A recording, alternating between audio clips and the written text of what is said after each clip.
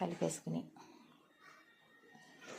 చాలా బాగుంటుంది టేస్ట్. ఇలా ట్రై చేస్తే మీరు కూడా ట్రై చేసి మీకు ఇలా కుదిరిందో మాకు పంపించండి ఫ్రెండ్స్. పరవాన్నం, క్షీరాన్నం, పాయసం ఎన్నో రకాలుగా పిలుస్తారు. బెల్లం వేసి కలిపేసుకున్నాం. ఈ వేయించుకున్న జీడిపప్పులు కూడా దాంట్లో వేసేసుకుని సర్వ్ చేసుకుంటే ఎంతో రుచిగా ఉండే పరవాన్నం రెడీ అయిపోతుంది.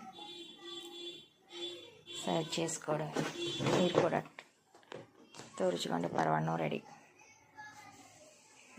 ఎంతో రుచిగా ఉండే పరవాన్నం సర్వ్ చేసుకుంటే చాలా బాగుంటుంది. మీరు కూడా ట్రై చేసి మీకు ఎలా కుదిరిందో మాకు కామెంట్ చేయండి.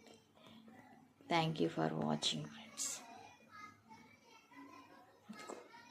చూసారా ఎలా ఉందో? సూపర్ ఉంటుంది టేస్ట్.